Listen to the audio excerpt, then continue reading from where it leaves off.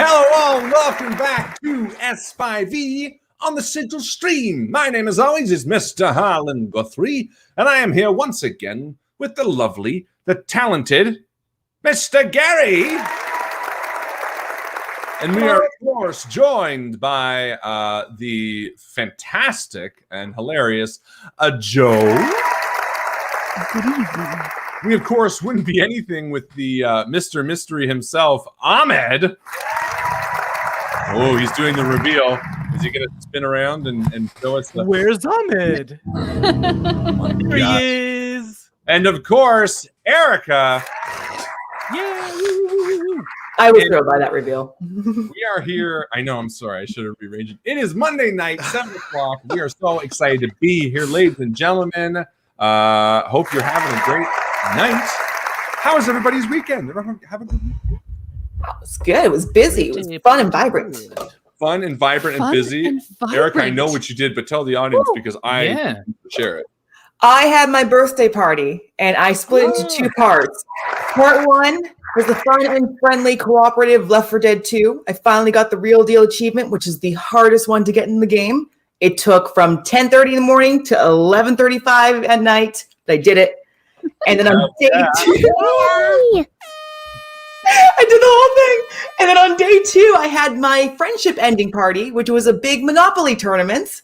And we're good. We're all still friends, but we had to suspend the friendship for a while. Ending party. So no one got. Is it just because Monopoly is like a notoriously angry game? It was Catan before Catan was Catan, I think. It is for that reason, but also we made it that too. Like we took off any sort of friendliness and we just went full ruthless Monopoly playing, and it was fantastic.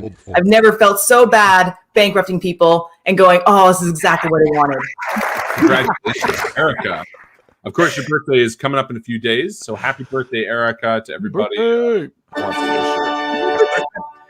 I'm so glad that you got to ruthlessly kill your friends. But it's the Canadian version, right? So it's still like got the polite undercurrent of like, you know, you feel sometimes bad. that's worse. It's like that backhandedness, you know, like, yeah, if you're like taking everyone's stuff and you're smiling at them and saying, please, can I ruin your life? Oh, you landed on Boardwalk. I'm sorry.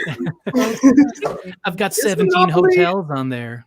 The angry game to me growing up was always it was always Risk that pissed us off. I've never played it. Oh, Risk is a is that the black hole I should not get near? Well, if you want to play an angry game, every game of Risk ends the exact same way, where you'll fuck this game and you like flip it and all the pieces. Oh, there was our PG-13. That was the one. I'm totally invested. Yeah, I always Risk is like each game takes like days. Like you can't so play long. it. I've heard that. Play it for an hour. That's why it's frustrating. By the time you get to the end, and by the time Germany like finally trounces over, you know. Well, it's also the thing is with Monopoly, obviously you're taking people's money, but with Risk you're taking their like land, right? So you have certain pieces and you're constantly like fighting the other people. You're like, yeah, okay. I'm going to invade USSR. That's how old I played this, by the way, USSR. And what? It's like meant to be. You know, you're fighting against each other. You're not just looking for the same piece. You're like literally taking things from other players. It's a no, it was that we were doing this all online, so we had some technical complications. So some people were not accurately making trades, and some people were going, "Oh, that's too bad," except. Oh, so things were being taken. And they were like doing it was real life Monopoly. That's real life. Yes, yeah. Waiting the system. We appreciate lawyers getting paid to read the fine print because wow, it is important. Oh God, that sounds awesome. I remember Axis and Allies too. You know, I loved playing Stratego. You ever play Stratego? I've heard of it. I've heard of it too. Medication. Hold on, actually, they call it something else in America. Stratego. Take Stratego. Go in Ireland. In Ireland, it would be Stratego. I imagine it would be, yeah. Yeah. The Attack, it's called in US. I don't know, but I used to love that. That was my game. It was a versus game, but it wasn't like a group game. and it wasn't an angry game, but I really enjoyed that. I haven't played that in years. We should play that, darling. Yeah, you think Yeah. so? I'd be totally Should we into it. loop my parents in? We played Nope. sequence with them over the weekend, and whenever they got a 5-in-1, they were like, "Look at this! Look at this!" over the board. Not good winners. No. we ended up. Catan a lot. As a They family. got 1 point, and then we got 1 point, and I ended up just calling it. I was like, Mhm. let's just end on Let's leave it 1-1. Only because I knew it would annoy them more. Mhm. It's like, you can't win against us if we don't play. See, that's the true Canadian way. Yeah, exactly. The limp fish method. Yeah, We don't care. yeah. That's how I shake hands. Mhm. I'm not going to play your game. Oh, I'm going to God. squeeze your Just hand. as I was getting to like you Canadians. Yeah, It's only about the dead. There's a whole Monopoly side of us you don't know. yeah. You don't know. And sequence. Ahmed, are you one of those people who shakes hands like squeezing? Tries to murder the like, other person's hand. ha, gotcha. No. Let me get the No, measure I- of your I'm right here, firm. son. Firm but pleasurable. I know exactly when to. Oh. Yeah, release. there's There's There's a whole no need to go in squash for the it. hands. Pleasurable handshake. Look no Yes. further than shaking hands with Ahmed. Yeah, and watch out for this thing. Like if somebody tries to. Ah, why Oh, do yeah. you Oh, do no. that? That's it. Watch Don't out do for that. that. Only gross people do that. Tells you everything you On need to know purpose. about that person. That's so good, an appropriate handshake introduction. My man What? top left loved Mumford and Is Sons. that you? I guess. Do you love Mumford and Sons? Is No, that I don't. referring to? But that's fair. I mean, judge No. book by its cover, bro. Do you look like a Mumford? I guess. I don't know. Maybe that one of the sons? Canadian. Are Mumford and Sons Canadian? I Are they think white? so. Are they made up of like a family of a person called Mumford and their sons? Wait, or is that Mama's Was in it the anything like Sanford and Son? They're English. No, they're British. They're British. They're from London Bump, bump, wada. Hey. because I look British. I guess I got glasses and a button up. Is that the bar for Mumford and Sons fandom? Glasses and a button. chest hair. Do they even have? I don't They, think they wear jackets. They wear like little leather jackets and hats and blazers. That British is people are a more Mumford and Sons. description. I'm I'm sure British excited. people do wear hats. We're gonna need to go Google Mumford and You Sons and start getting some of Mumford-looking their songs motherfucker. banging. You never be able to commit a crime now, Harlan. If there's all I some would say. Mumford and Sons looking motherfucker just came in here and stole all the shit. They'll be like, wait, I know that guy. That's Harlan Guthrie. That's Harlan.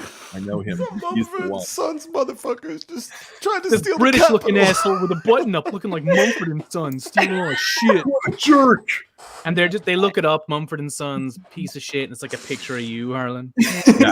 Yeah, a piece of shit has to be in all caps because that's how angry the people are when they say And it. it's you have to do the quotations. I've been streaming for like 10 years now. I've had everything. I've had Fat Ben Affleck, which was really good. They're like, Fat hey, Fleck. No. It's Fat Well, Fleck. didn't wear glasses as much. I've had asshole. That's standard. I get that a lot too. That's fair though. I mean, yeah, same. It's classic. It's classic. That's the most universal one. That's honestly, it brings us all together. Perfect. But I'm not going to highlight the comments anymore. Anyway, I am excited for some S5E. What about you guys? Oh yeah. That's good. We just level up, didn't we? Well, yeah, but I haven't said that. Oh, yet. shit. We're going to do that on stream. You might be experiencing a little bit of level 5 today. Remember, if S5E is something that you're excited about, go, you can check out the Kickstarter link and click the little notify me for more updates. The Kickstarter has ended. It has succeeded. It has surpassed. And there are more things coming up in the future. So, make sure to stick around. But for now, I think we need to get into the S5E of it all, as they say. Without further ado, ladies and gentlemen, let's kick it old school, S5E style.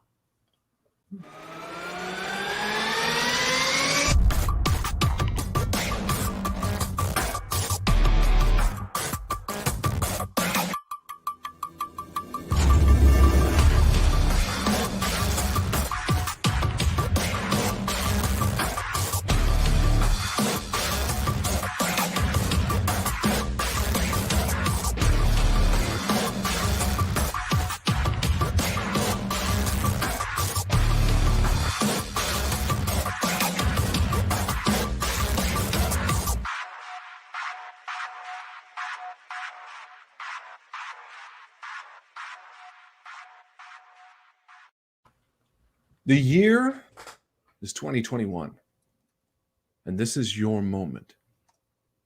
Your chance to show them what it means to be a hero. Your life was never anything but this. You were born into a family of heroes, along with your sister, your parents, your aunts and uncles. You're part of a long line of those who stand against the darkness. When you left the city you grew up in for Vale, it was not out of anger or jealousy, but potential. The chance to do good in a place that needed it. You were a big fish in a small pond, but quickly became a fish swimming in shark-infested waters. Your actions, however, did not go unnoticed. He stood before you, the agent himself, just as real as you imagined.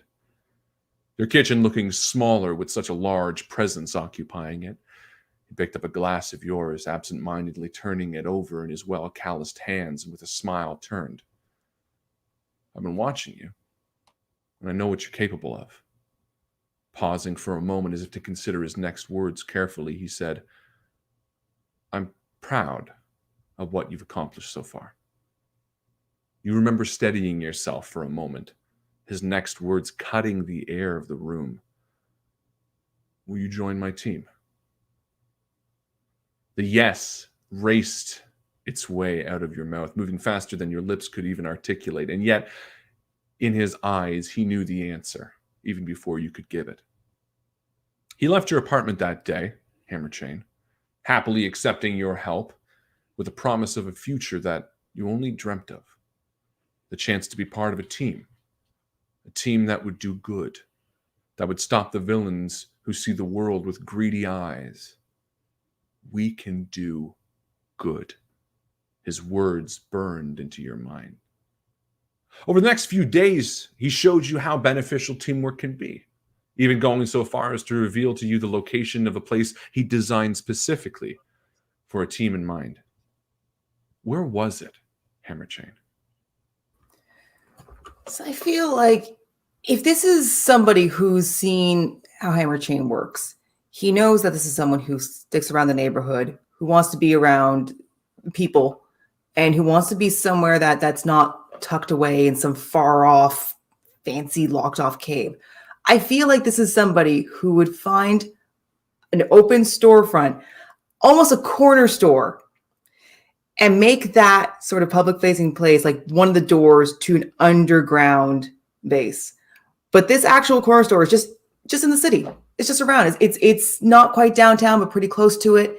It's some place where enough people would walk by, where you'd see superheroes walking by with enough action happening that it's not unusual to see people dressed up going in and having to spend a long time there.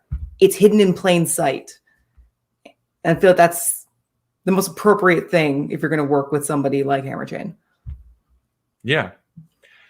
He showed you the inside, how to access it, the secret passcode, and how to work with some of his most elaborate tools, including terabytes of information about Vale and its citizens.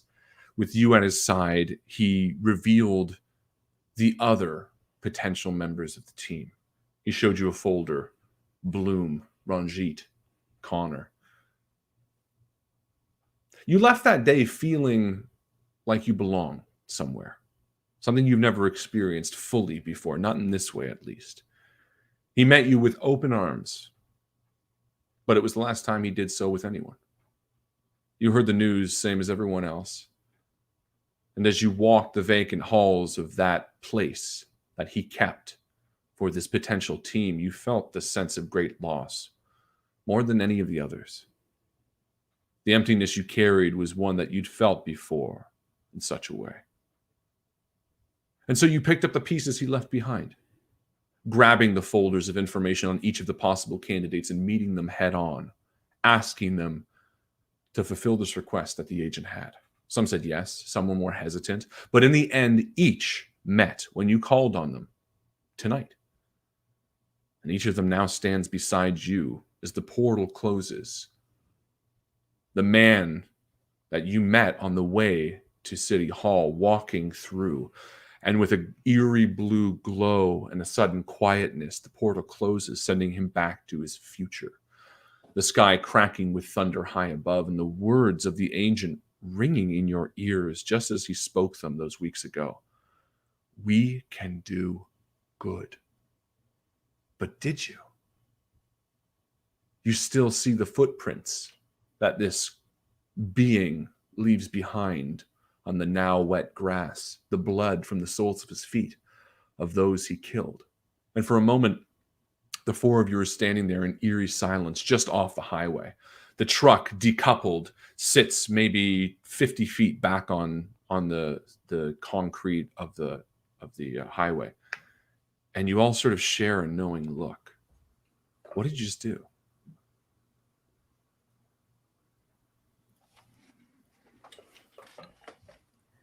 You mean like what happened?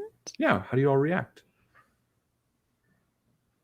I mean, this is one of those things where it's kind of haunting in the implications of what happened. People died, other people got hurt, more things were destroyed. And everything seems like that was the best possible outcome, given what could have happened otherwise. With who we were dealing with and what we were up against, things could have been so much worse, and so many things were out of our control. So it's that feeling of doing good. Does that mean causing the least amount of damage, even though this is still so much damage that was done?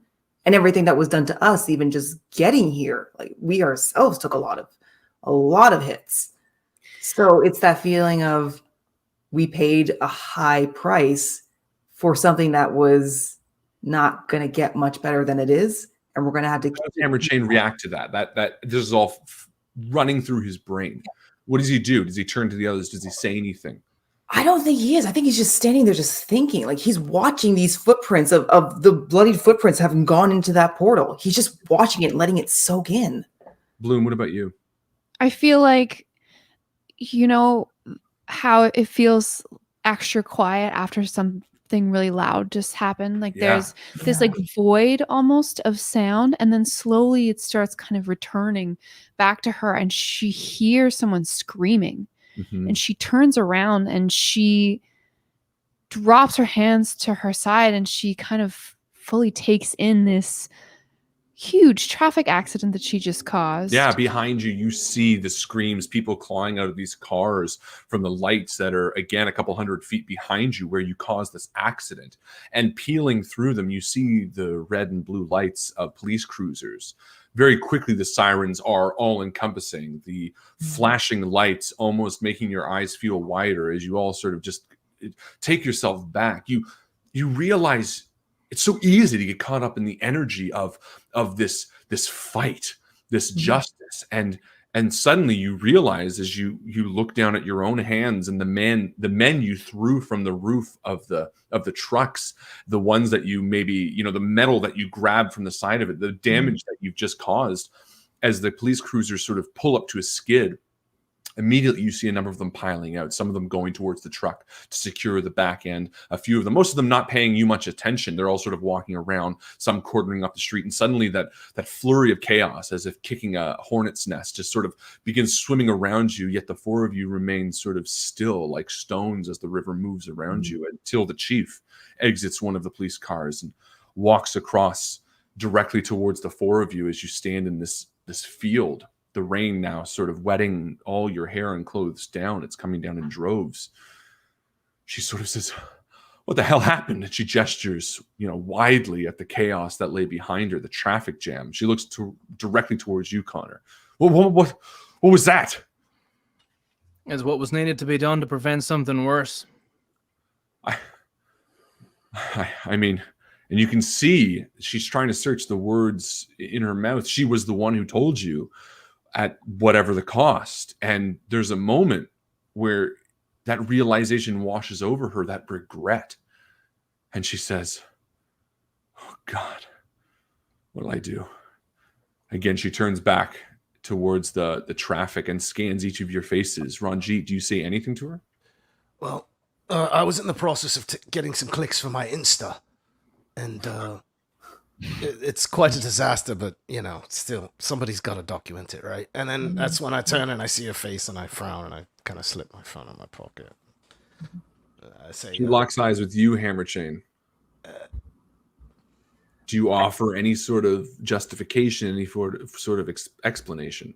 I gotta ask, when the Asian was handling things, like I know he had a tight ship running over the city. How chaotic were these kind of things when he was handling them? Did they ever get like this? This much carnage? Are you asking the chief, or are you asking more to meta knowledge? Would he meta knowledge? Like, would he already know? Why don't you give me a little bit of a history roll? See if you can remember exactly what kind of damage, because you could definitely throw that at her, Oh, goodness. That would actually be really... I actually don't have anything to roll right now. Can someone roll me a d20? Sure. Oh, yeah. Are you present day Earth? In your, you get advantage on every day like knowledge checks. Oh, fantastic. I think. I'm gonna roll. Do you want me to roll? Or yes, please. Do it, Gary. You're the official Erica roller from here on out. Oh Yay. no, Eric, you don't want that. Okay, so look, you got advantage because we got 9. Oh my god, I'm so sorry. If this is less than 9, I'm no longer your roller because that's not fair to you. So I went 19. Oh, thank God! So it's exactly 19. Yes, Gary. Perfect. Yeah, you remember doing your research on Vale. You remember there were a number of accidents happen. Typically, no one had lost their life, at least in a publishable sense, from the agent. But of course, there are hostages that had been taken, similarly to what you guys did at the movie studio, and sometimes things go sour. There were accidents that have happened, but most of the car accidents were with parked cars, people that weren't exactly occupied in them. From his MO that the agent's priority was the safety of the people first and foremost. And he had a special affinity for the people of Vale, which is why the traffic jam is so horrendous to the chief's eyes, because you see, you just glance over and see corpses that have fallen through the front ends of their windshields because of this. So in that case, I think Hammerchain's gonna kind of take a little breath and say to her, look, the agent's been gone for months. What's been building up. This could have been a lot worse. But I think he's gonna stop so he doesn't go overstep beyond that. Yeah, I think are you trying to like pacify her a little bit, or just like, did you want to roll persuasion to sort of get her a little down, or what's your motivation here? You know what? It is kind of to reassure her. So I feel like it would be persuasion to be like, it could have been worse. Yeah. All right. I do have a virtual die, so I'm going to try rolling that one. And that is a 12. Oh, you do have the roller. Perfect. 12 straight up for persuasion? 12 straight up. He's not very charismatic. That's fair. She's not. I think right now she might be looking for a bit of a scapegoat, or maybe a justification. So this sort of softness washes over her face, one that you didn't expect to see as she looks back. She sort of processes what you say and says, and the 5 dead in the street, what about them? What happened? And again, you remember the blade of Derek going through the stomach of one of the men on the street and just cutting him in half. And you remember Connor doing a similar thing as the adrenaline was pumping and you were all sort of egging each other on. I mean, you took cues from a villain in a way, and this is not meant to sort of rub your face in it. This is sort of the exciting moment when the power of a superhero, you take a moment and step back and reflect and say, oh, well, hold on, wait a minute. Like, well, what did I just do? Yeah, I saved the city. But at what cost did I lose track of that? And she glances at each of you, and maybe Connor, maybe you even have some of that dried blood still on your metal hands a little bit. Yeah, Connor is in kind of two minds of this. So that like, hand on head, like metagaming for me. Okay, so like, on the one hand, he doesn't want to see innocents hurt at all. Like that's his whole MO is for that not to happen. But on the other hand, and this is probably what he's more likely to say, is that like we had to do this. Like these people were driving these big trucks with evil intent, and so he'll pretty much say like, look, this is obviously not ideal. We don't want this as much as you don't want it. But things are going to be the same, if not worse, if we don't catch the people behind this. And yeah, we're going to try and limit the damage, of course, but you can't ask us to do our job and then when we do the absolute best we can, the outcome may not be all that great, but it's still better than what it could be. Put it this way, Police Chief French. Do you have any better options? And she's sort of taken aback by that, the sort of the ego in which you say it. And for a moment, you catch something across her face, and it seems to be fear. She sort of looks at each of you with a little bit, she takes a half step back, and you get the impression that she's a bit scared, and almost as if she's placating a little bit. She's kind of like, I think maybe we should distance from each other. The police shouldn't. I shouldn't have asked you to do that. But you did. And we did our best. We did what you asked us to do.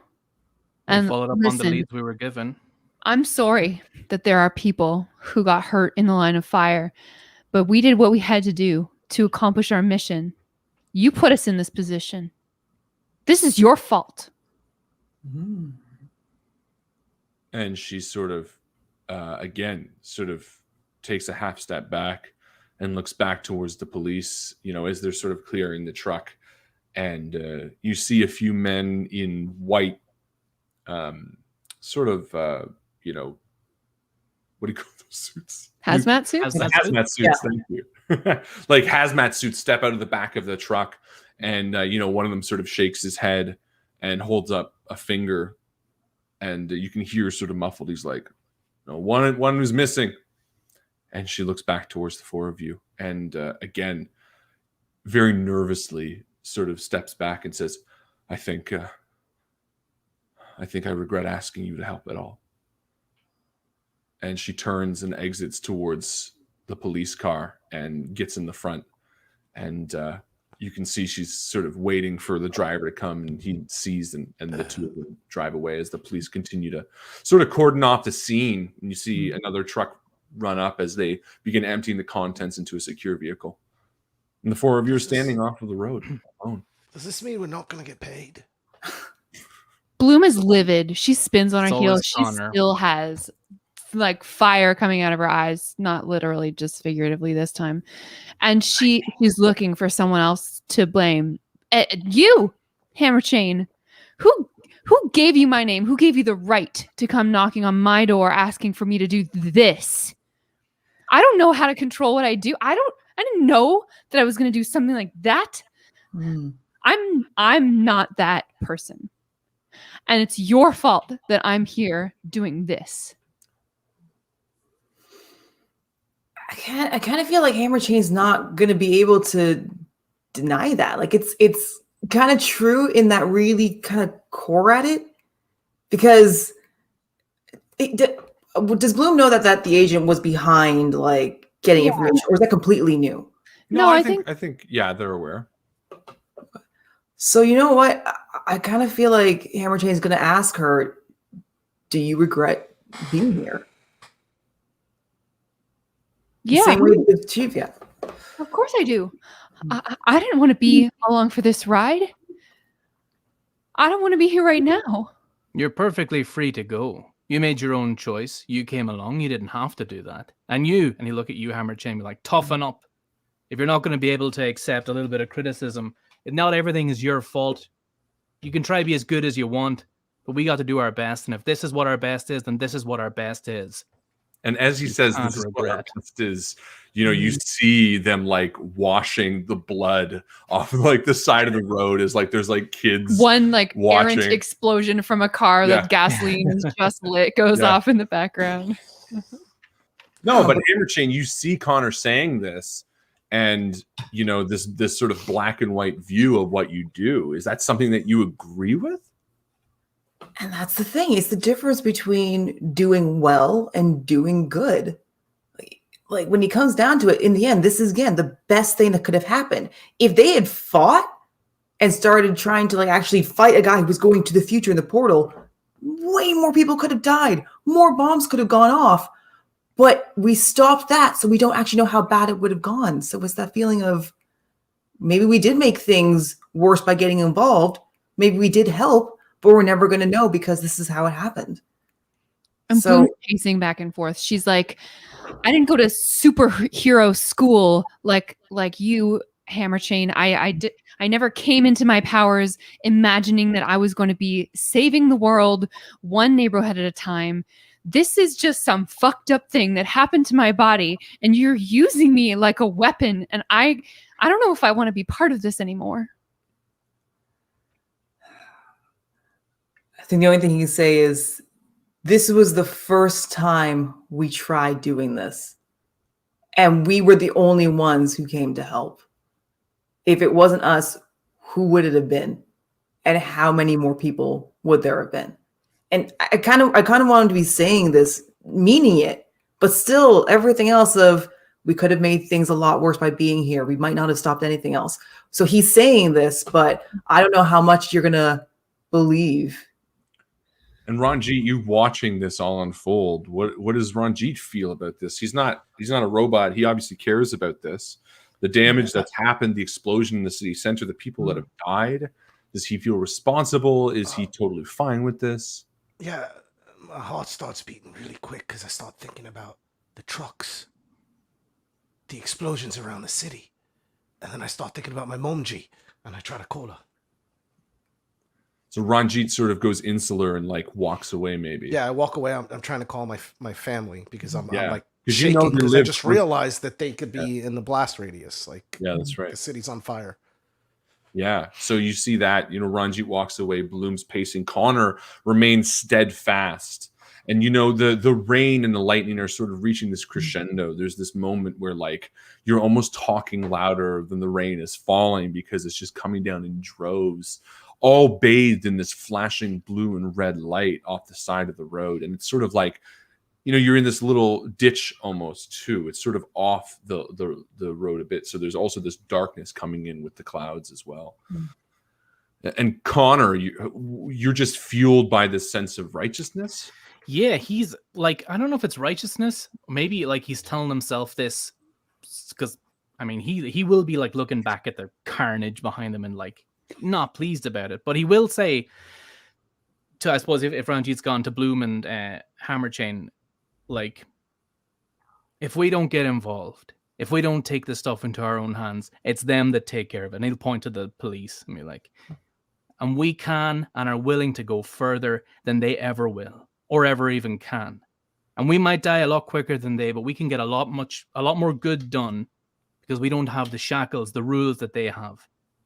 Rules that will stop them from getting the job done. That's why we're here. And sometimes, and he'll like kind of sigh and like he'll noticeably slump and be like, sometimes this happens. But we leave it to them, it gets a whole lot worse. And then he'll just turn and just kind of keep vigil over the shite behind him. Yeah. Ranjit, you get through to your mom's apartment. Who answers? Nobody. Goes straight to voicemail. Oh, it goes. It doesn't. Oh, no. So I immediately hold the charm of Ouroboros. Yeah. And I cast my first 3rd level spell as 5th level. Nice. Ooh. I have 1 mile on this. I'm assuming mom's within a mile. Yeah. So I cast clairvoyance at the apartment where she is. So I imagine that as I do this, the charm starts to do its thing. And then as it's doing that, I kind of float a little bit, kind of in a position just very low to the ground. Not really levitating, but, levitating. And then as I do that. Yeah. Yeah, as I do that, I reach out my eye to where she is. So this is this deep whispering sort of groan, this serpent-like sound that slithers in your mind from the charm, this one that you've become very familiar with, the one that you recognize speaks to you in your sleep, almost fearfully is like, your mother's not there. They've taken her to the hospital. The explosion ruined her. And it sort of like zaps out. And my eyes snap open and I fall to the ground in a splash and a puddle, and I'm just like wet on the ground and I stand up and I look up at them and I say, my mom, and I run off to find Dwayne. Yeah, Dwayne's just like at the side of the road, like trying not to get involved. He's like inching forward and inching back. He's like, he's like, Connor, that thing you just said is really messed up, man. Like, you're basically saying you're a vigilante, but I don't want to get involved. And Bloom, you shouldn't yell at the chief. She's just doing her job. Oh man. Oh, anyway, not my job. 5 stars. And yeah, he like waves you over, Runji, and he gets in and he peels out of there. Audience surrogate. Yeah, and takes you back to the. And the 3 of you are now standing one less. Bloom, you're pacing animalistically. Yeah, she's like, Connor, that might be true, but I don't think it's true for me. I think you and Hammerchain would have done great here today without me. And yeah, take care. And she strides off. Oh, yeah. Yeah. Maybe you walk over to like a police cruiser and you say a few words and the officer kind of nods and like drives you away. Yeah. And Connor and Hammerchain, sort of the 2 most just characters in terms of the motivations behind this, and yet so different in your approach. Hammerchain, you have this moral compass that's still growing, this idea of when is right and when is wrong. And Connor, literally hundreds of years of perhaps maybe being too forceful in your vigilantism. You know, you have been in the back streets of Ireland just beating the shit out of some guy who tried to mug somebody. You know, you've absolutely taken it too far at times. You know, this nature of injustice just overwhelms you. You see that fire that you came home to. Whereas Hammerchain, you know, you had these tenets of your grandfather and his father telling you how what we do isn't easy, and yet we need to stay true to the path. And the agent's words ringing through your head, we can do good. And the 2 of you stand there almost opposite sides of the coin. So Hammerchain's got this horrible realization that everyone seems right in a very specific way. What Bloom said about everyone just kind of coming his powers basically being used as weapons, he already knew that. That's part of the job. What Connor said about, you know, having no rules to be able to do what others can't do, he knew that too. But everything he's known always said that this was for a good reason. So he's thinking about this in kind of state of, you know, not quite shock, but very deep concentration that he's missed something. So he has to go back and think, what is it that he's missing that'll make all of this just make sense? So I think he's going to just think and say, I need to think. And just kind of see if he can find a spot where he can go to just think. Yeah, and maybe you leave Connor. Mm-hmm. Yeah, Connor, if you're going to, before you leave, Connor will just be like, if you're still going to try keep this going eventually, give me a text. I'll be around. And Connor will walk off as well. Yeah, just like crying. I feel like Connor's got this. That's why I wear the mask. And it's raining. He has a little button that's like a vent, like. Yeah, this much. That BlackBerry's not waterproof. Be careful. But he's like really he has it in the sandwich bag, like he just puts the Ziploc bag, and it's I don't have IPX rating, whatever it is. I can barely use the fucking thing. You need that lap tape or whatever it's called. Mm-hmm. But anyway. Yeah, you so you see Connor walk away, Hammerchain, and I think for a moment you just stand there in the rain, and slowly the lights begin to fade, and before you realize you are alone, standing on the side of the road. And maybe, you know, a little bit of time passes, and you do you hike back to the city? How do you get back? I think he's walking back. That'll give him some time. Yeah. I think as you sort of walk back past the intersection where the accident happened, you know, you see the red stains on the tarmac for a moment and maybe avert your eyes, the realities of what's transpired. You see the deep gouges from where you decoupled the trailer, you know, dragged across the ground. And And as you leave and you move farther away from where this all happened and return to this somewhat familiar city now, you start to feel a little bit better. And I picture you sort of walking through the streets, you know, maybe stopping by a corner store, you know, just sort of absentmindedly walking in and out of the aisles, maybe to feel a bit of people normalcy. Yeah. You know, maybe not buying anything even. Mm. And where do you go? Like, is it he's going just around people, just around the city? I don't know. You tell me. What does Hammerchain do? This team, something that Hammerchain has coveted so much and vied for almost his entire life, has suddenly, in a matter of minutes, come apart at the seams. Bloom leaves in tears. Ranjit runs to his own sort of, you know, realities. Connor, steadfast, sort of says, you know, call me when you grow up, or, you know, call me when you're ready to do this type thing. I know he didn't, but this is what Hammerchain is feeling. Yeah. All of these emotions are running, and he needs time to think. So, you know, where is he? What does he do? I think he's walking down as many kind of downtown streets as are around. And I think he's noticing that because it's raining, there's not really anybody out there. So a lot of lively streets are completely empty.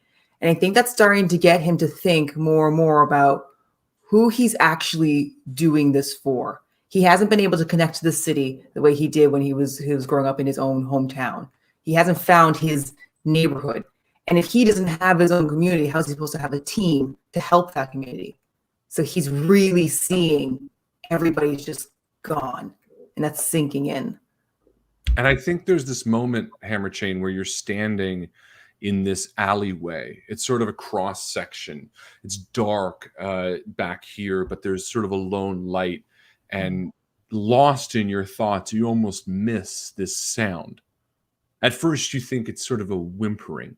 And then you turn over your side and you see from this little sort of paper bag, you see a cat crawl out. It's sort of this, you know, it's got a little bit of like schmutz on its face, and it's like a nice little tabby, a little bit long hair, and it sort of just cocks its head towards you and sits back and sort of meows.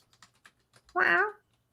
Can I go up to her, or is there? You can do whatever you want. I'd like to see what the cat's up to, if he's just being friendly, and see if I can get closer to the cat. Yeah, you walk over and you know, he's just sitting there kind of staring at you, this real deep fascination with you. It's almost as if he's studying your eyes. I see absolutely nothing wrong with that whatsoever. So I'm going to see if I can go up and pet the kitty. You do, and immediately you feel that soft rumble of him purring as he sort of leans into your hand. Aww.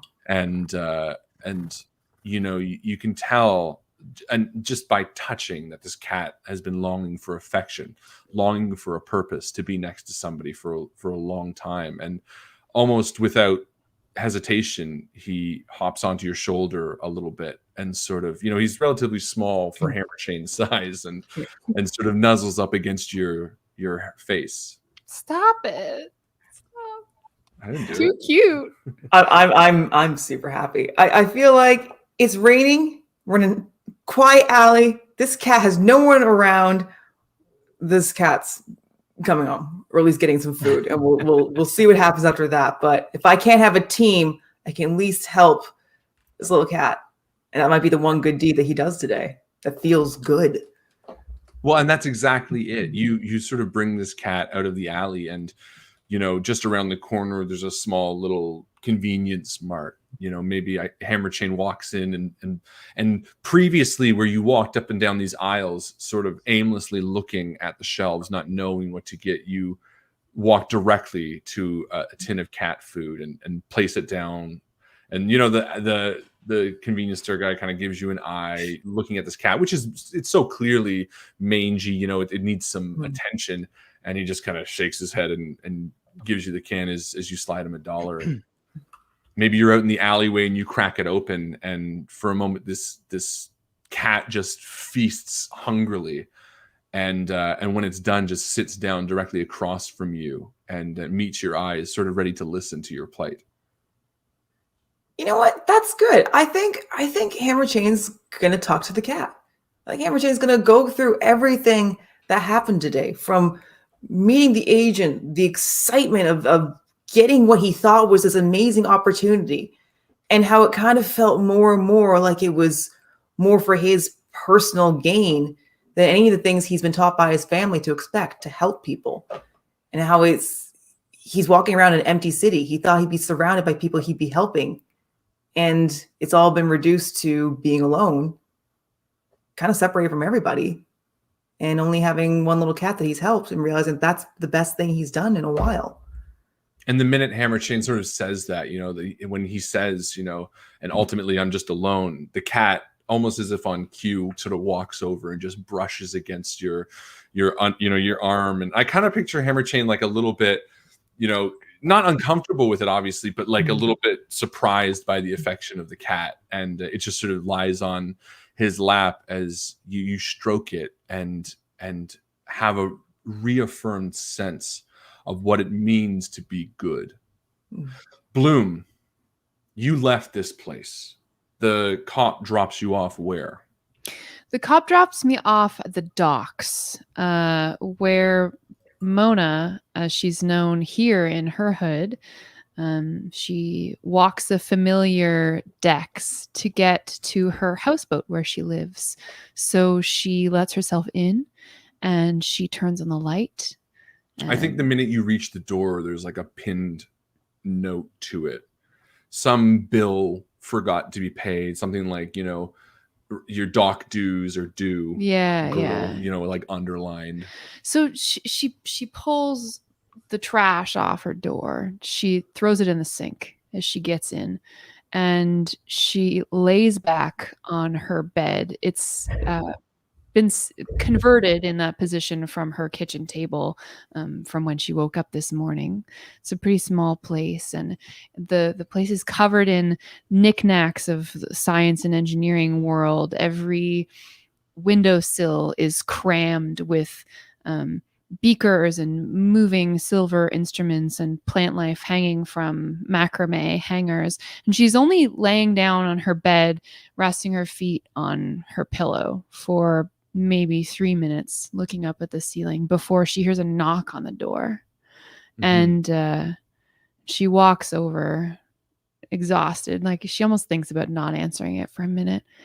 And she opens it to see her neighbor there, an older man who addresses her as Dr. Marks, who explains that he'd been waiting around all day and saw that she just got home, but their fridge isn't working, and could she come take a look at it? So she follows this old man out to his rickety old houseboat, and he's the grandfather of the family that lives there. It's like a whole family unit, multi-generational, and she's been over there a bunch of times to help them with their appliances. So she's not even got in the door 3 minutes ago, and now she's wrist deep in someone else's problem. And, after she cleans that up, uses a little bit of her elemental abilities to secretly, of course, fix a couple of the wiring areas, a couple of the different circuit boards or whatever that needed to be fixed. She finds herself back home again. And I think when you head back home, you lie down again, this time a little harder, and you hear something thud, just a dum, dum. And you look down towards the floor, and sort of where you had tucked it, far out of mind, something falls just from this loose stack of National Geographics, a hard metal piece from your original energy conductor, the thing you decided to build to help so many people. It's sort of one of the fundamental pieces. It just sort of slides off and hits the floor. You haven't seen it in how long? Oh, at least 18 months. And as she realizes what it was that made the noise, her eyes kind of slide over to the stack that it fell from, and she sees a photo of her and her late husband. This piece of machinery was keeping hidden from her all this time. And she picks them both up, this heavy chunk of metal and also this photograph that represents so many heavy emotions, and she just contemplates them both in the dark. I think there's a moment of maybe sadness as you look over it, and almost mirroring the moment where the chief sort of questioned you and you got fired. You feel this percolating anger running up your arm, and unable to let go of the anguish and the guilt that you feel this sudden jolt of electricity, and the picture catches fire in your hands.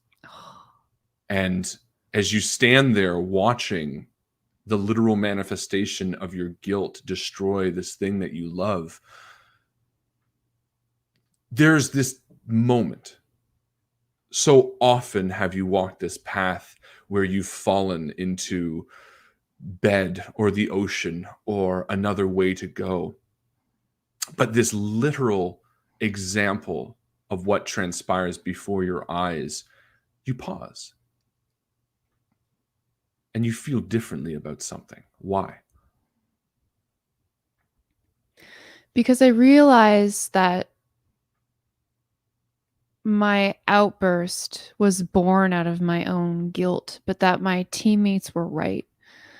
That even though I never signed up for this and I didn't ask for it, that there was an opportunity here to try and do something good for the world. And that once upon a time, I cared about that a lot. And allowing my own guilt to get in the way of that ultimate goal was letting evil win. And that even if it meant that there would be some casualty or some harm along the way, that sometimes you have to pay a price for that. That fire that you had was the same fire that brought down that helicopter. It was the same that caused that accident. It was the emotions that bubbled over to the point where you could no longer understand them, let alone grasp them. And in that moment, you feel clarity, a final grasp at this power no longer being a burden, but a gift. Ranjit, you head directly to the hospital. The double doors slide open and the waiting room is in chaos. You see people waiting frantically, calling out to nurses, asking for help. A man holds his wrist, bleeding profusely.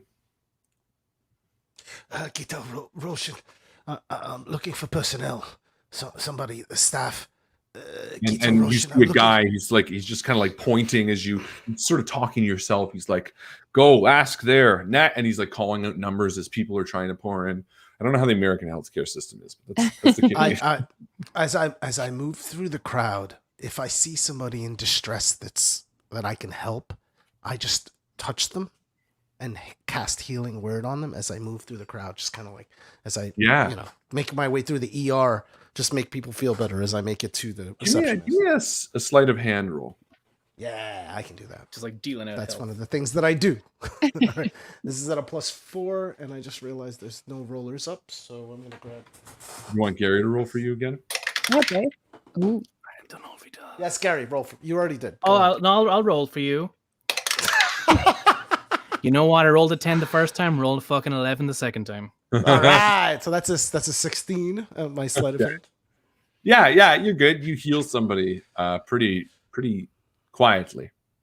And I think there's a moment, Ranjit, you push through this crowd and you take sort of a few steps towards the direction you know your mother is in. But you hear her voice in your head. Obviously not literally, but there's something she said to you growing up. Your mother was a huge influence on your life. She defined much of the man you are today, the compassion you have, the way you love to make people ooh and ah at your magic trips in the small time. You were bred in a family of entertainers, more or less. Telling jokes around the dinner table was something that your mom did expertly. And yet, as you walk towards her, towards the person you love perhaps more than anything else in the world, this nagging feeling in the back of your mind causes you to turn around to all the people in pain, all the people that you could help. And what does she say in your mind?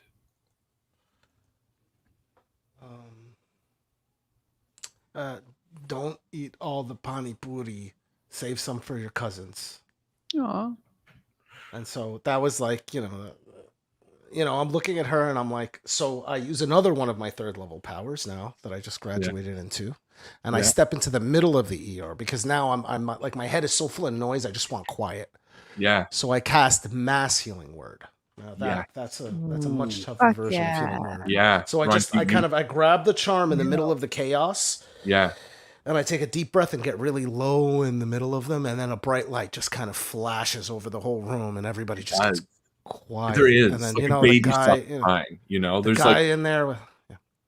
and there's a moment, and everyone, or the majority, sort of look towards you for a second. There's like this understanding, and no one says anything. There's a real, suddenly you hear voices. Are you okay? So why'd you stop crying? Like everyone sort of just begins murmuring to each other. And then a woman, sitting near the front, locks eyes with you, and she grabs your hand, and you can feel her sort of wrinkled, withered, her frail figure as she just sort of pulls on your arm a little bit and meets your eyes. And she says, "Thank you. Thank you for helping us." And as you walk away towards your mom, you realize that you're no longer running away from something, but you're heading towards something. There's a feeling that washes through you, almost as if you can combat that charm's influence, that feeling of its whispering negativity in your ear, this idea that what you are heading towards is greater than yourself.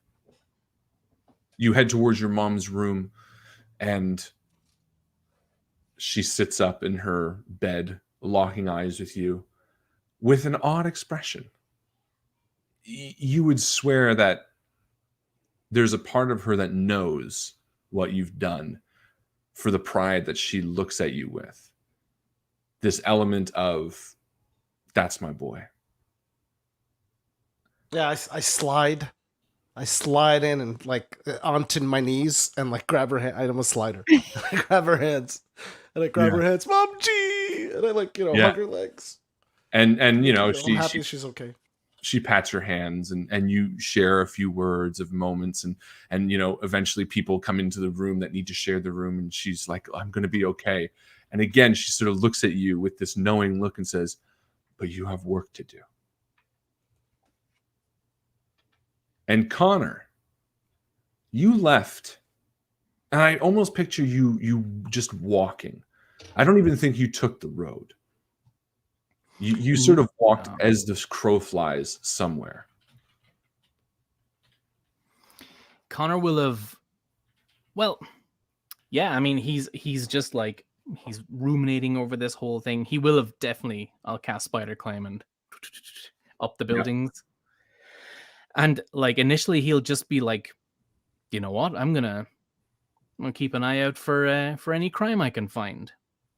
And if he sees any crimes, he'll definitely try to like get in the way of them. Yeah, I think you end up sort of walking down a quiet street. There's a large field in disrepair a little bit. And you hear sort of in this darkened basketball court on the other side of this chain fence, you hear this scuffle, this sort of fighting. You hear the very distinct sound of flesh on flesh, punches sort of being doled out. Yeah, he'll it's just like an open area. Is there a place I can get like above it? Yeah, no, it's like a basketball court, chain link around it. It's sort of a rundown area. On the other side, there's some closed shops. But it's a corner square of downtown and not much light. In fact, the only light overhead is broken, but you can hear it. You can distinctly hear the sound. Yeah, he'll go towards it. Yeah. And as you walk around, you sort of see these two people push apart. One with a bloody nose and a broken lip, and the other sort of with a black eye. And you see that they're like 10-year-old boys just beating the crap out of each other. Connor will just walk up to them and stand over them and say, "What's going on here?" And you can see there's this combination of, intense anti-authoritative expression, but also intimidation, this fear as they see your strong metal limbs and your reflective face. And one almost like just points to the other and was like, he started it. And the other one immediately turns back and is like, no, he started it. He stole my bike. How do you two know each other? And before they answer, you can tell through the similarities in their features that these two are brothers, maybe a year apart. It's difficult to tell in the darkness, but the two of them look so similar all of a sudden that they don't need to answer. You can tell by the expression they share. Connor will get down on their level. He'll kneel down. Unless they're very tall 10-year-olds. They're 70 feet. Yeah. He'll kneel down and just be like, he'll look at the one who was accused of stealing the bike. And he'll just look at him and go, don't steal your brother's stuff. And then he'll look at the other one and go, you learn to share. And then he'll stand back up and be like, listen, the two of you, as someone who's fought for far too long, it isn't worth it. And then he'll just walk off. I think maybe before you go, one of the kids sort of gestures to your knuckles. Still blood, still a little bit of dried blood on them. And he kind of goes, oh yeah? You're full of shit. And the other brother kind of like hits him and he's like, shut up, man. He's going to kill us. And you can see that there's like this, like anger, but also, again, that fear. Like they don't know who you are. Yeah, Connor will hold up the bloody hand and he'll flex the fingers so that you can hear there's like... Yeah. And he'll be like, you're right. I'm full of shit. Don't be like me. And then he will walk off. Yeah. And you walk off towards town, but this time with a little less direction. You sort of walked with this unknowing, absolute fervor to head somewhere, and somehow these words ringing around in your head, something true about when you say, yeah, I'm full of shit. It bothers you. It hangs to you. It clings to you like a bad smell. As you continue down the streets, you make an unexpected turn. Where do you go? Actually, he will try to go to Bloom's place if he knows where that is, which I imagine he would. Yeah. Yeah, so he'll go and knock on the door. Don't know if Bloom is in there or not, but that's what he'll do, and he'll knock on the door. Yeah, I think you do knock on the door, and this is Bloom maybe 20 minutes after we left her, and she looks much more composed, I think. Mm-hmm. She's actually got a cup of tea in her hand, and she's like, "Oh shit, come in." Yeah, he'll open the door, and he'll push it open, whatever, and be like, "Hey, I'm not staying long. Something you said earlier didn't sit right with me." And he'll take out the freezer bag with his phone in it, mm-hmm. and he'll be like, "You said we could have done what we did tonight without you.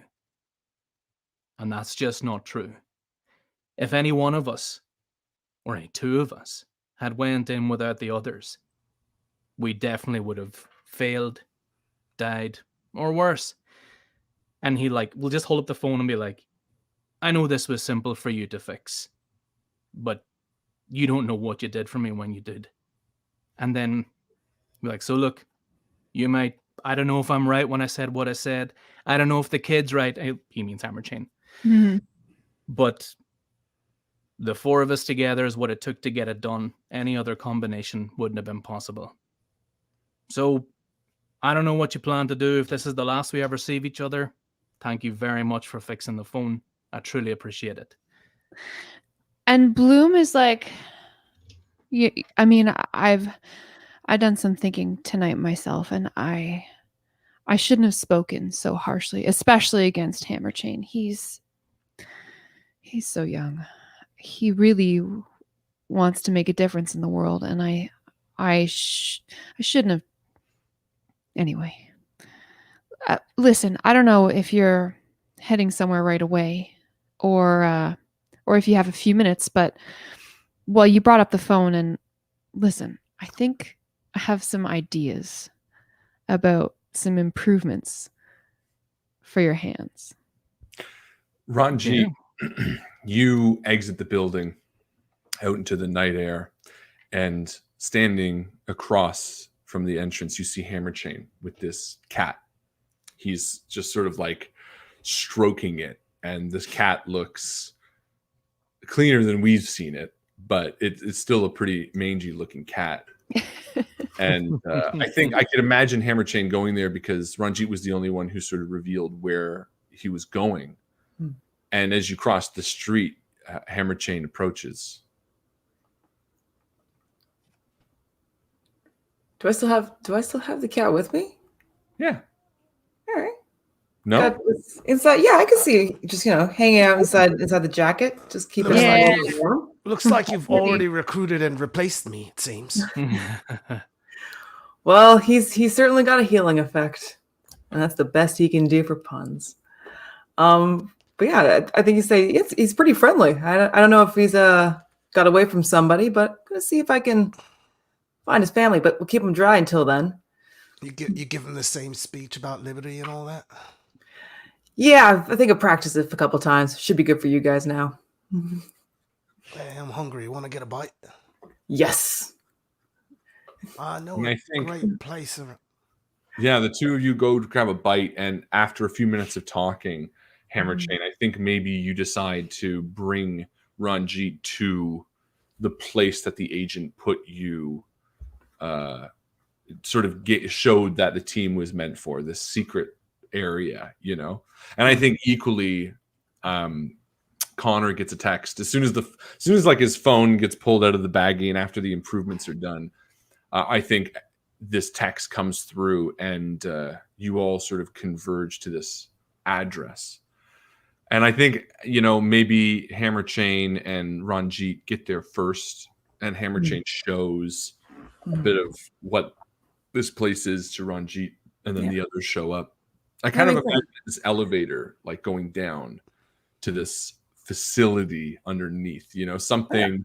We go in through like the employees only bathroom in the convenience store, and it like you like hit a certain tile, and like the mirror switches around, and like we go downstairs. Absolutely. And I think as Connor and Bloom enter, you see this cat just like kind of run across the floor. It's like playing with a little, like a mouse, like a new mouse with the tag still on, it's just like kind of chasing it around. And and Hammerchain, you asked, by the way, this when you were checking out, the convenience store owner was like, oh, that stray, he's been in the alley forever, he's got nobody wants him, he's not from a family, he's just like totally on his own, he always needs somebody. So you felt motivated to take all right, that makes sense. So bringing him to the convenience store to keep him dry, and then we'll decide what to do after that. And if he stays, maybe he stays. I mean, he looks comfortable in the place that you are now. And as the four of you converge, you're in this sort of meeting room of sorts. The agent has built this facility, more or less. I can imagine Connor sort of looking around, dragging his fingers along certain surfaces, all pristine and clean.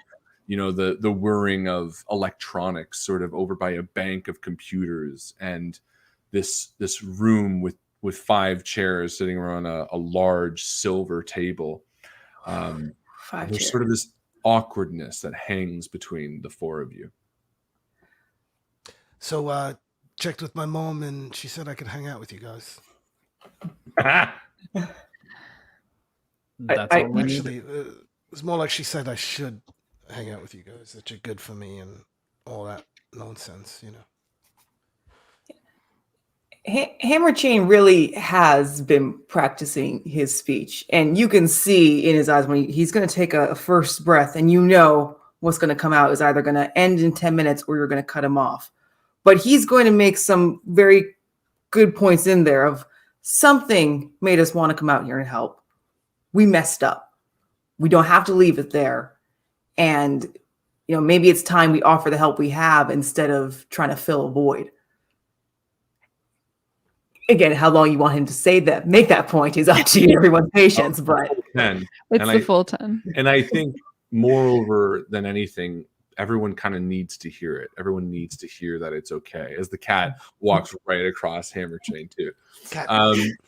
And I think there is this understanding between everybody as this speech ends, and you share a look knowing that everything is going to be all right so long as you four can tackle the problem. And you are all going to level up to level 5 officially right now. Hey, already. First off, did I preemptively level? Like, did I? Yeah, no, it's fine. It's fine. Did we talk about it? Don't worry about it. I wanted you to use them. You're great. I felt like it was like established, and I know. No, it was okay. It's okay. I wanted to give you guys a moment, but I also wanted you to use them because I told you to roll it up anyway. First, I just want to ask. I didn't forget. Great job, everyone. Inspiration for everybody. Yay! You all did such great little scenes. So huge. Let me just. Like, great role playing, folks. Really great role playing. Thank you. Question, Erica. As far as the leveling goes, was it the speech? Yes. Yes. Okay. The speech that you did. No, it was the way you dealt with the cat. 100%. That works. Took it. So what does level 5 look like? Everybody, let's go through one at a time. Let's start with Bloom. Bloom, what is level 5? Let's go with your class and everything too for anybody that needs a refresher. Yeah, for sure. So Bloom is a level 5 elementalist now. I focus on electricity, as you've seen before. I now have 5 element points that I get to spend per long rest, which means I get to do more zaps per zap and more zaps per zap. Basically. Per zapita. That's right. More zaps per zapita. I bumped up my HP, so I've got 39. I'm just getting a little bit more survivable all the time. And I took a new spell, so I learned my first 3rd level spell. I took a new power. My first 3rd level power is Lightning Bolt. Welcome to the game. Zap. Very excited about that. That's cool. Yeah, that's about all I have to be excited about, but here we are. Awesome. Yeah. Ranjit, what is level 5 Ranjit? We've seen a bit of I am a level 5 occultist. Now, while my latent abilities skip over 5, like I get a new one at 6th, I do have the ability to switch around my invocations based on my level. So I have 2 occult invocations. I have agonizing. I'm Canadian now. I'm just hanging out with you guys too much. So agonizing power, which is what I used to have, an Eldritch Sight, but I'm flipping them around. I'm going to take something called Mire of the Mind, which allows me to use slow once without expending a power slot, so I can slow you guys down. As well as that, I get my 3rd level spells. I mentioned Mass Healing Word.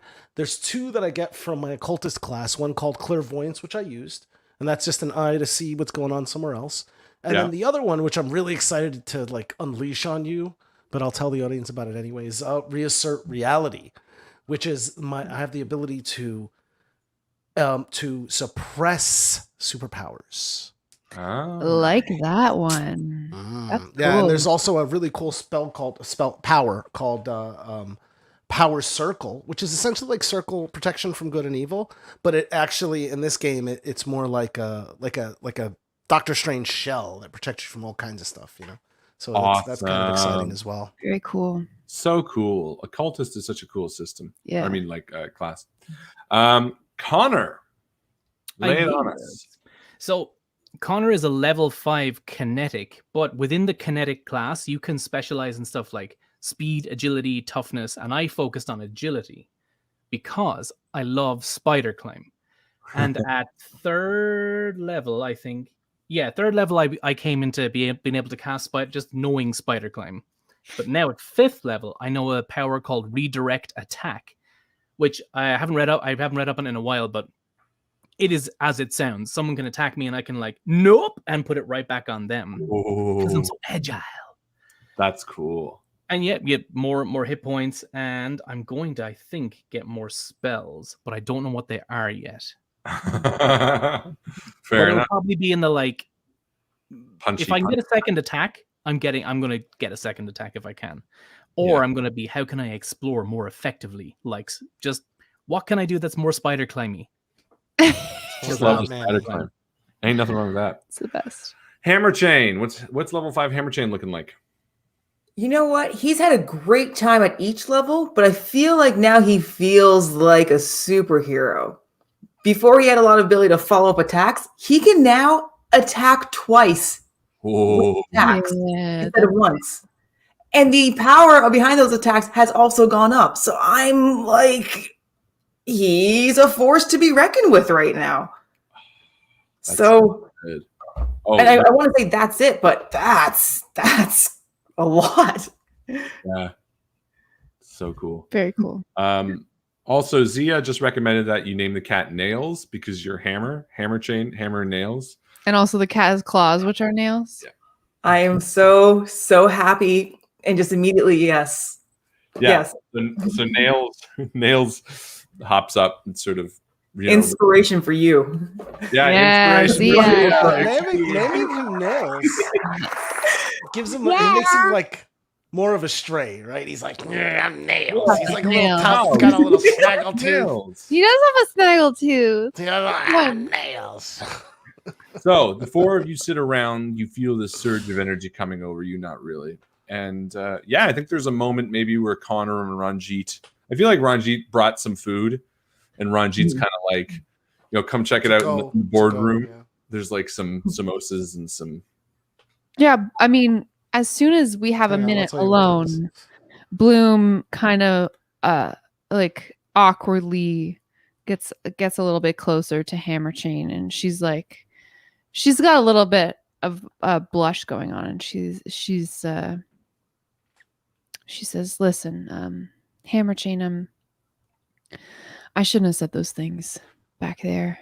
I was feeling really bad about what we had done, and I think the weight of it was too heavy for me for a little while, but I do believe in us, and I think what you said was really important, and I think that bringing us back together here and saying those things back there, I think you're going to be a really good leader." And I can't wait to see what you get up to. And she sort of claps him on the shoulder and then goes past him to get her hands on some samosas because they're and Jaffa cakes. We got Jaffa Ooh, cakes. Jaffa cakes. Oh, Jaffa cakes. I love Jaffa. I haven't had Jaffa. And some hobnobs, chocolate hobnobs. Man, hobnobs are nice. Yeah. So you all have some chocolate hobnobs and Jaffa cakes and some samosas, and Bloom just blasts Hammer Chain with electricity when she hits him in the shoulder. that's the thing. I feel like outwardly he's there going like, yeah, this is great, absolutely, very much like you guys came back. That's what's the most important. And inside he's there going, oh my God, I just got an apology from a superhero. This is amazing. So again, just blame that on the electricity if you see any of that. I feel like so much of what he gets up to, though, is so true to him being a young person. Like, even when you were saying, Erica, earlier, like, okay, I just need to think about all this stuff. And when I think about it for long enough, it's all going to make sense eventually. That's such a young person thing to be like, all so this stuff is going to make sense because all the world makes sense. I just need to figure it out, There are rules. Yeah. So you all sort of take turns exploring this place that the agent has built specifically for this team in mind. And it becomes very clear that the agent didn't just have a team in mind with him at the head. In fact, as you explore, more things come to light, more than even you realized, Hammer Chain. You begin to put together a puzzle, an image that reveals itself very clearly that this wasn't meant to be a team with him at the head, but a team to replace him. He picked each of you for your skills and the way that you functioned because he needed to step back. Perhaps he knew his death was an eventuality. Perhaps he just wanted to stop the life. But as you move through, you and I want to stress, you know, this is like peeling off the plastic of a new TV type stuff. You know, you go to this room, Hammer Chain, that you actually didn't even realize. You know, I almost picture Bloom opening this door as like, and you're like, oh, I didn't know that was there. And you walk in, and these floor lights sort of fill the room, and you see these 4 large metal containers about your height. Connor absentmindedly walks over, and you see, Connor, written on yours is your name. And as you crack it open, you see this suit Presents. designed for you from head to toe. This perfectly polished chrome mask, almost identical to the one you have now, but without the scuffs and the marks. Bloom, you walk over to yours, and it's exactly that image that Sigil has done, you know, with these bright colors. Yeah, high tech. And each of you sort of go around, and Hammer Chain, as you open yours, you know, it has sort of a combination suit as well as just an empty holster for where you can put your axe. And maybe there's like even a little note or something, you know, something along the lines of whatever tool you use, Hammer Chain, you will wield it like the most powerful person can.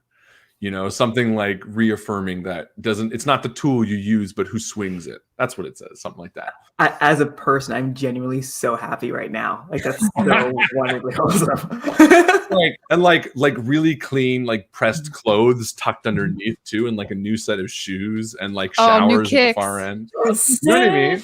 High tops.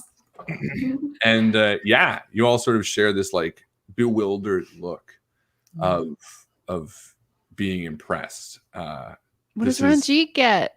Oh, Ranjit has this beautiful red cloak. You touch it, the material is so light. And yet, Connor, maybe you walk over and you sort of see this and you like flick it. And rather than any sort of like, you know, like a fabric would move, it stays perfectly stiff. It's like a kinetic cloak. The minute you it's sort of like non-Newtonian fluid. The minute you press it, it becomes stiff as anything. Ooh. But it flows naturally, very softly. So if you were to, say, wield it as a shield and a bullet were to hit it, the rate at which the bullet hits it causes it to become absolutely firm. But as you're walking smoothly, it just flows like fabric. What was that? I just made that up now. Marlon. Yeah. That's the GM, everyone. That's the GM you want to have. But then it's also got its like. But it's only a one use. Because if you stab it real slow, it like goes in. Gentle stabbing. They shouldn't be invulnerable. It's just like a cool. Plus, it's only the back half. The front half is totally. Oh, but it's big enough. Oh, okay. And it's man, that's cool. That's really cool. It's not made of my grade school gym socks. Non-Newtonian, you know, when you make cornstarch and water, yeah. you punch it and it's hard, but you go in slow. You can run across pools of it, can't you? Because like since your feet smack it, it becomes firm. Exactly. And as you continue moving through, you see there are cots laid out. There's sort of everything that you need to make this place a base should you want to. Cool. Nails is sort of like sniffing and scratching underneath a door, and you open it to see a set of steps down to a large garage of sorts. Do we get a vehicle for our team? And as you head down there, Dwayne's like, no, I'm just kidding. Surprise! It was me the whole time. Right, guys. Yeah. No, Dwayne, yeah. The agent is Dwayne. All a twist. You never knew, but it was Dwayne all along. Yeah, no, there is like a nice car there. It's like a sort of a bulletproof APC type thing where you can get to where you're going. And then a large supercomputer, as all great caves have, quote unquote, and just cool BMX bikes with with playing cards taped to the back. Yeah. Can I get Connor on will Instagram? get on one of those. Yeah. Yeah. Do some Can I get on YouTube? So yeah, ages to come out. we do need Ranjit's bulletproof cape as a magic item in the official 5E book, S5E book. Make it happen. That'd be good. Cape. Ranjit's cape. Okay, so what do you guys do? I kind of feel like, again, Hammer Chain went on a walk to kind of figure things out. And I kind of feel like him, piecing together how he met the agent and him picking up that little Post-it note that was perfectly inside that super suit, looking at it and thinking, it was a test. Just just the validation. Yeah, absolutely. As you sort of realize all of what's kind of coming, all of this seems very preordained in a way. So you're now at the lair, more or less. What are you guys going to call it? Ooh, great question. I really want to call it the cat cave because it's like Bat Cave, but we have a cat. Oh, I have a name. I have a name written up. It's called the Catacomb. I love it. Wait, you didn't know about the cat when you named it Catacomb? Was that perfect? No. With a K? That's a fun coincidence. Catacomb. And the passcode to get in is Nostradamus, just in case you forget. Yeah. And as you walk around, you sort of come back to your table, now a team, figuring out, what to do next. And you have a few leads, I think one of the most advantageous things about being in this area is that you do have access to a supercomputer. And there have been a few names, primarily perhaps a villain that got away, that could be beneficial to do some research on. Just saying. Well, I gotta ask this, and I think maybe kind of as more of a player rather than as Hammer Chain. When Connor was looking, like Connor's has his own personal quest, and he joined to like kind of find that.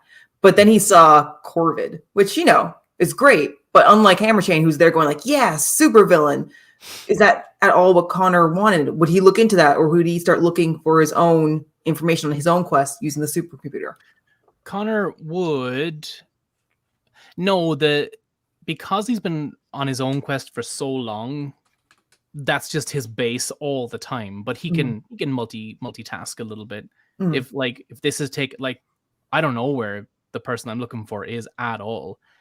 Corvid's just evil enough to be like, you know what, maybe this could lead to what I'm looking for too. I mean, so yeah, he'll definitely research Corvid. He doesn't want, his main goal is to be like, I don't want people to suffer anymore. But and Corvid's doing that on purpose. They suck. So yeah, Connor's will definitely be front and center. So we Google Corvid. Yeah, Google Corvid. And you're on Google. It's like, did you mean COVID? Whoa. Topical, I love it. I thought Google Maps, and there's definitely Corvid. A database of things, and there's information that you can extrapolate. Does anyone have a technology or? Oh yes, I do. Research science or? Yeah. I mean, I have a couple of different things. So with technology, I can roll. I have proficiency in the technology skill. Amazing. Additionally, I have a cool feature, being that I'm a scientist, called the experimental method. If you spend 8 hours downtime in your lab, which I presume this now is. Yes, it is. You may roll any one nature or investigation check with advantage, as long as you can bring some evidence or sample of the object, phenomenon, or material you're studying. What's more, you can contact your scientific colleagues to discuss questions of science. Wow. So I wonder... This will help greatly if you can. I mean, does anyone have any sort of samples that they brought from the movie studio? I do. Not necessarily from the movie studio itself, but just something we brought from our adventures. The Batchet technically has the blade of an axe that was there, but it's not evidence. True. The shield was there as well. Well, what is Hammer? The friend shield is from. I have that super random pill that was from the vault. Oh yeah, that's right. Also, I was thinking something more around the studio. The Corvid dummy, the one that was dressed up to be Corvid, perhaps the clothing. Yeah, we had the vial. What?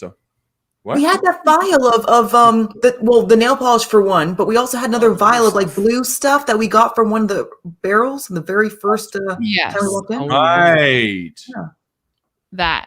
I want to find out what that is. Yeah, you put it into the analyzer and you start researching. And I think you spend 8 hours here, and you'll roll in a second. But I want to know, what does everyone do for 8 hours? And I want to not limit, not in a ridiculous way, but what kind of exists within this base. I want this base to be really cool. So if there's a room that I didn't mention, feel free to invent one. Hammer Chain, what does Hammer Chain do for 8 hours? I mean, getting sleep is absolutely viable as well. So Honestly, if he's here for 8 hours, he needs to call home and just check in, make sure his aunt's taking care of her sister, that he can still keep the car for a little bit longer because he's borrowing his aunt's car to get around so far. So making sure that everything's okay at home.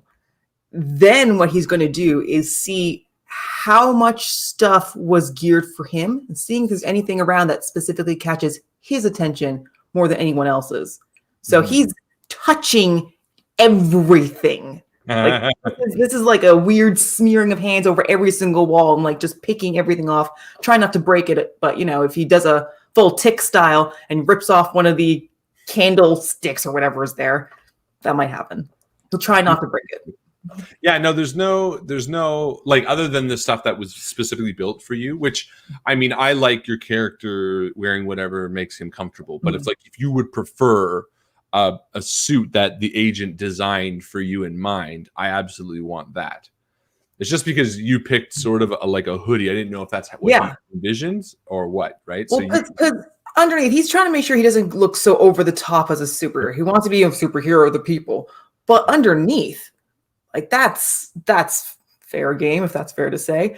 Yeah. He has a thin kind of Kevlar-ish armor as much as he can, but if he has something there that can help him actually protect him. There's definitely like an updated version of that, like an exosuit type underneath Long John's level of like bulletproof armor, which all sort of coincides with your like level up, maybe there's also like, I don't know, like a flotation device or like an electricity absorber or some like extra little benefit that's got some like fun flavor in it as well too. Everyone's kind of got like a bit of that in their suit, whatever kind of would be fun. I gotta say, I like that because he's wearing a lot of metal underneath it, and he's working heavy with somebody who likes electricity. So yeah. Oh yeah, exactly. And Connor, what does Connor do for 8 hours? Oh, and also Hammer Chain, I very much envision you like bathing the cat and like getting it like, brushing his teeth, his little snaggle tooth. Going to see if we had a little bit of cloth and just brushing a little snaggle tooth for him. Connor, what do you do for 8 hours? Because Connor is robotic, Connor doesn't need to sleep, but he does need to trance for 4 hours to get the benefits of a long rest. So he'll first of all find a charging outlet and plug himself into it. Awesome. Yeah, there's like one really converted for you. The agent thought of it. Then he'll walk back to the kind of locker room where he found his like the locker with his name on it, and he'll put on everything except the new mask, and he'll that'll be in there, and he'll look at it and like notice how like it's clean, it's unblemished, there's no marks on it at all, and he'll go to take his off, but then leave it there and look at it and look at the new one and like how unsullied, how fresh, how new, and how like innocent that mask is compared to his own. And he'll look at it and just kind of go like, someday. And then he'll go to the fight room, because there's a fight room to like train. Oh, there's a training room. Yeah. And maybe one of the upgrades Bloom gave was, since Connor's full arms are fuck off metal, there's like a little panel on his back, like Thor Iron Man, where if Bloom shoots Connor in the back with electricity, it somehow benefits him to like punch things harder. Yes. Or to amplify the electricity. Yes. I love that. Yes. So he'll be practicing working with that. We'll call it like a bonus action on Bloom to give you an extra 1d4 or something like that. You know what I mean? Like she'll be able to cast a bonus action on you so long as it's line of sight. I don't think there should be a limit on the like within 120 feet, we'll say. Line of sight, her bonus action then gives you a 1d4 on your next attack. It's a one charge. So then once that's done, I love it. We're superheroes. If we're working together and team ups, we should have awesome team up abilities. Yeah, we need combos. Plus, and I mean, it's 1d4, but it would be electrical damage or lightning damage or whatever. Yeah. So like it's a low damage, but electricity can hurt. But if I have my Hunter's Mark cast and my nail polish on, and I'm suddenly doing electricity, poison, and an extra 1d6 as well as my normal. You're doing all of the things. And Ranji, what are you doing for 8 hours? Well, as I'm uploading my pictures to my Insta, I discover one of my photos begins going viral. 12 likes, 240 likes. I'm going viral, and I look, and it's a picture of nails. So then I go ahead, and I'm like, oh, this cat's a he's a money train. So I start taking more pictures of Nails while he's taking his bath, and I start uploading them. And as I'm uploading them, they start going really viral. So then I'm like, oh God, how am I gonna cash in?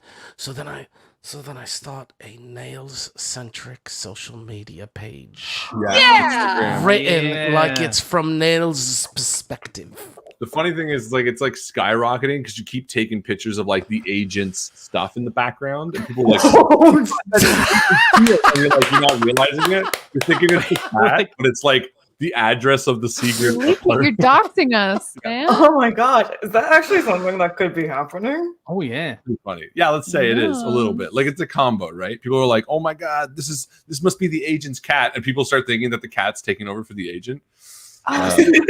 Because it's like from an unspecified location. And during the 8 hours, is there anything other than what you're researching happens? I think Bloom catches just a quick nap on the couch in like the lab. She's changed out of her wetsuit and she's in like some scrubs and a lab coat, and she's going to work. She's adding chemicals to beakers. Things are foaming, things are bubbling, changing colors and temperatures and whatnot. And at the end of the 8 hours, let's figure out what I know. All right. All that and watch it fail. No, it won't. I believe in us. Rolled 2 3s. No. 33. That's 33. That's right. No, so I Not 30. that's 5. That's a bummer. Yeah. I'm too tired, guys. This is You're a too pewter. tired. No, you know what? There's just not enough of this RAM. specimen for me to properly analyze. No, it. but it does give you some information. You do find out what the specimen is, and you can sort of cross-reference it to a few locations in town. And one of the things you realize is that a fuel source of this magnitude requires a great amount of power.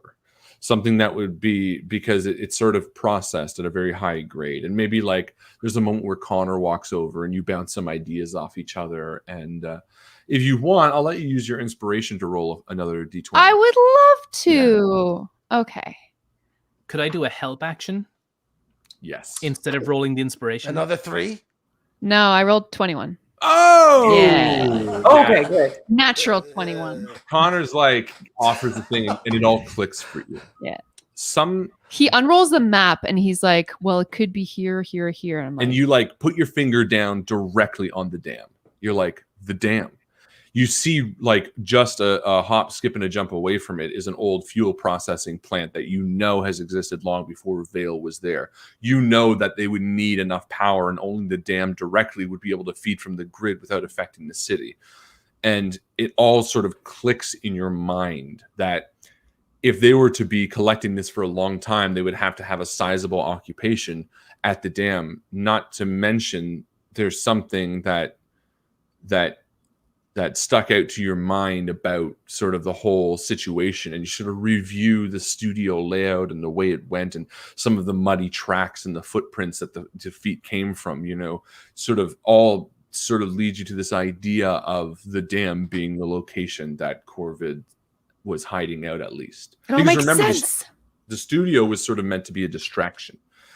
And with a new vigor and fire, you present this information to the others. Yeah, I make a really quick PowerPoint presentation. Everyone gets seated in the boardroom. The lights go down. Yeah. We're having coffee. Is it the morning now? Now it's the morning. Yeah. Now it's the morning. Yeah. Yeah. And it's got like all the like PowerPoint effects. Yeah. It bounces in. Gratuitous. Boom, Yeah. boom, boom. Connor doesn't eat or drink, but he will have the coffee in front just to smell it because he likes that. Hey, is the dam within a mile away? No, it's like the north end of the city, unfortunately. Just checking. No, Cool. Good thought process. So you load up with your new gear and your superhero outfits. You get into your APC, and as you head, are you going there right away? Yeah. Yes. No, we're stopping for a snack on the way. You stop off for beignets and frites. Cafe au lait Yes. at the Should we frites. know? Like, should we be telling anybody that we're going there? Or are we just No. going? You know what? The police chief said that she didn't want to associate with us. And maybe she'll change her mind. later. But right now, I think we're on our own. You know what? Especially with what Connor was saying before about, not having those rules to hold us back to do something no one else can do. Yeah, you know what? Let's go on our own. And an element of that rings true. You pulled back at the studio because of the restrictions that were put on you. Mm-hmm. Corvin might not have gotten away if you were more strict with the victim or with the hostages and all that kind of stuff. So, and you were right about that all along too, Hammerchain. So you nod to yourself as you all pile into the APC and leave, and it sort of exits to a basketball court. It kind of comes up and seals below. And Connor, you look at the window and you see the two brothers are like playing basketball in the morning. They like give you the thumbs up, and they're like hugging each other. And the four of you drive off towards the north of the city. The dam waits for you, and Corvid is ready for a showdown. And we are going to end there for tonight, ladies and gentlemen. Like that. Gracious. Amazing role playing from these just fantastic people. You guys did such a wonderful job. I want to give you a huge shout out. So proud of each of you. Next week, we are going to be back with Chapter 7. Chapter 7, 7, 8, 9, 10. We got 4 more chapters of this little saga. And I'm so proud of you guys. I really wanted to slow down the pace a little bit, get to know all of your characters. Sorry, yes. And as the camera pulls back, we hear Ranjit in the back of the APC. The Suicide Squad had a Dwayne. Oh. Had a Dwayne? Yeah, he had it. They did. Oh, had a Dwayne. That's right. No spoilers. That's right. Spoilers. No spoilers. But yes. And Dwayne, you see Dwayne following you a little bit. Like he's like in the.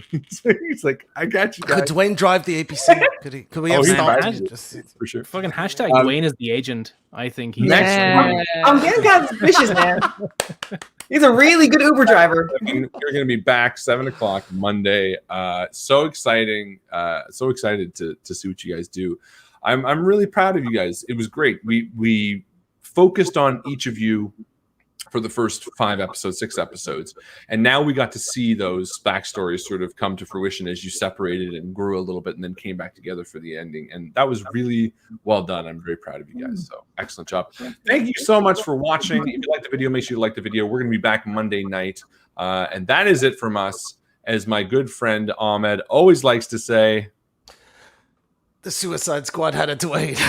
The Suicide Squad had a Dwayne.